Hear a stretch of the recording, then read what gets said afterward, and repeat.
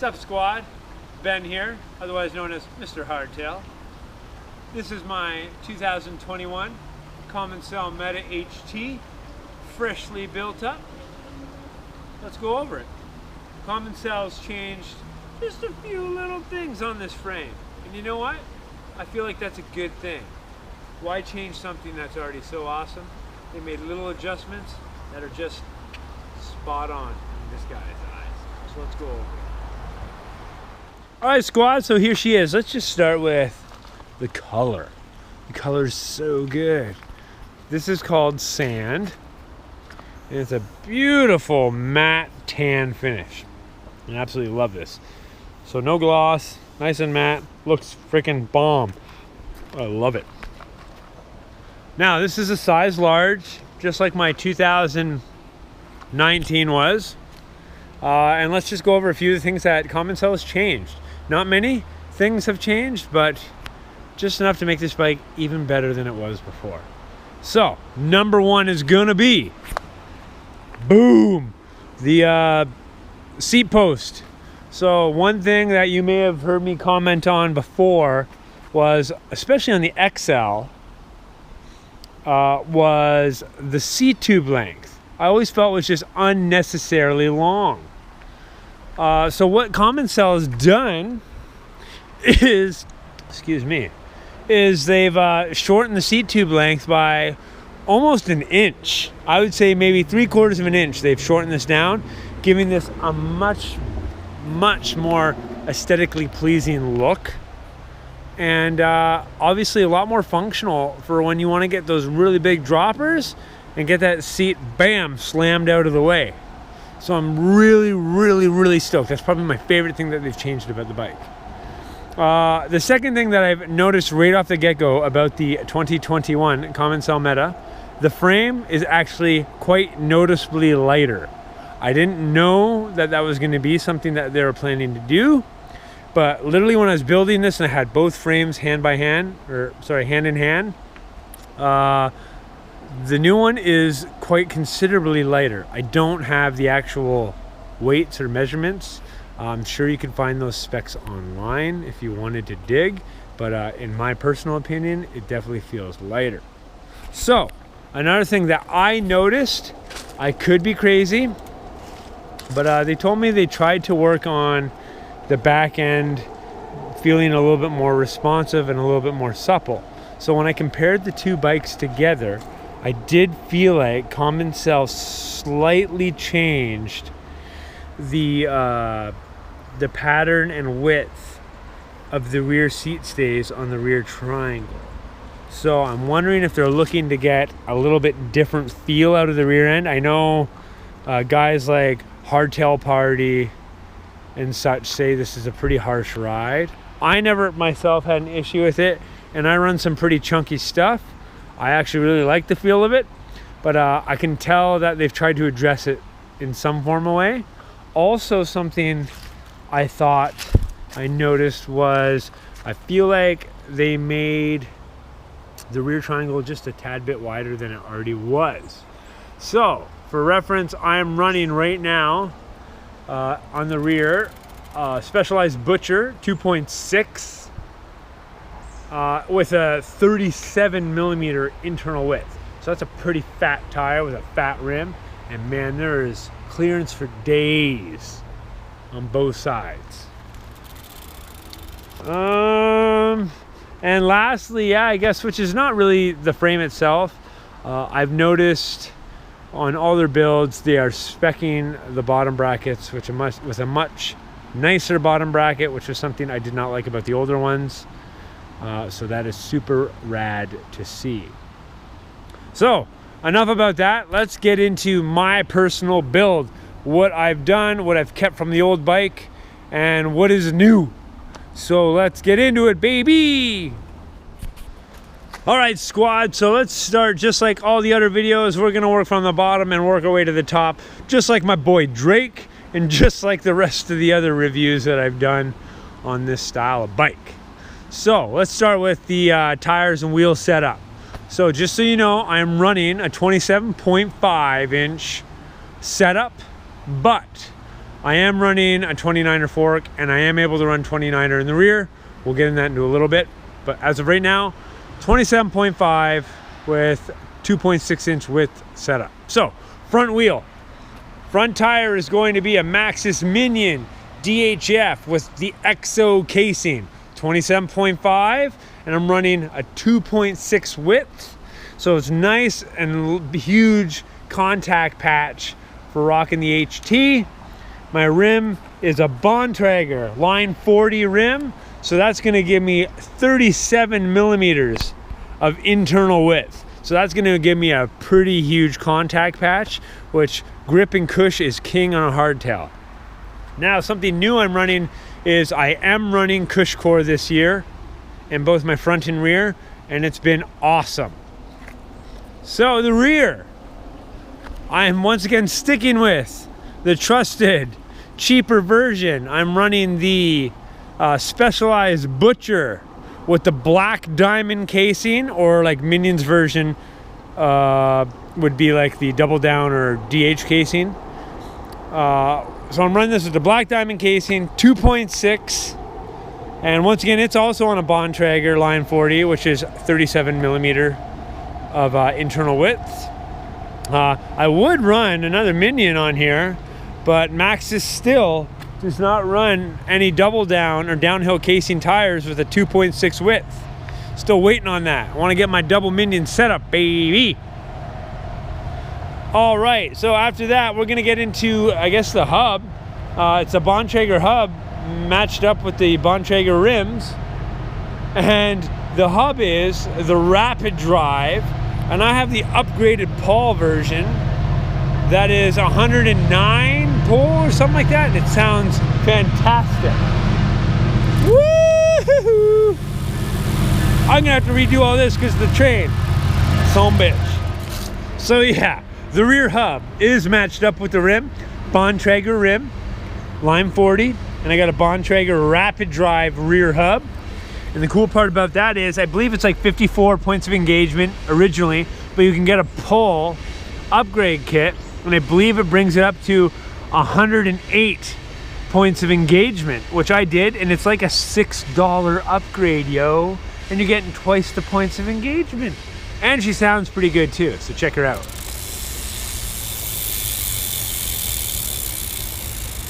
Oh yeah, no complaints there, baby. All right, drivetrain. So this is new for me. As you all knew, I needed a bottom bracket, so I was originally just gonna get a new bottom bracket, and I was like, you know what? New bike, new year, new frame, new drivetrain. It's nothing fancy. I got off a buddy for a pretty good deal.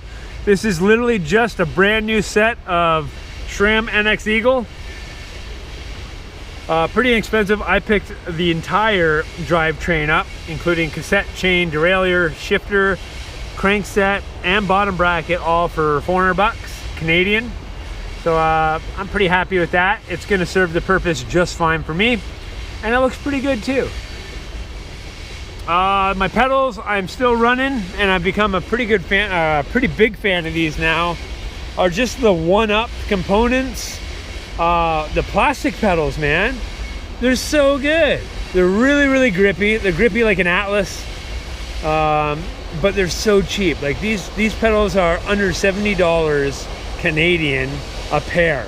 So, and they're pretty darn durable.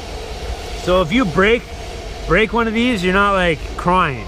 Like I used to run Crank Brother stamps, which are fantastic, but like crap, man, they're like 200 bucks a pair Canadian, and that's a lot of dough for something that you're gonna just bash on rocks. All right, coming over to the brake side, I'm running identical setup on the front and rear.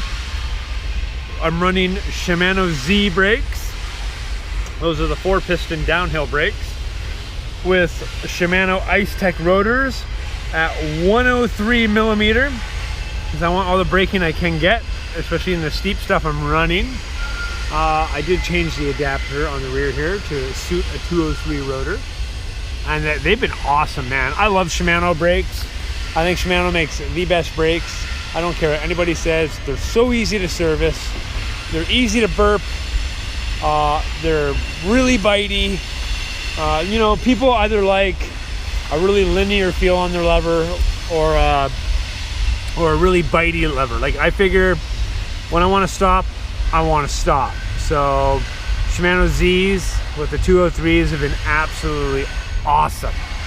And like I said, that's the same setup for front and rear.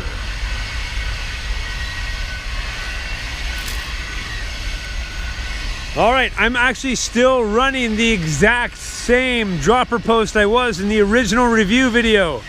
One Up Components, I'm telling you, they make a good product. They make a really good product for a really reasonable price.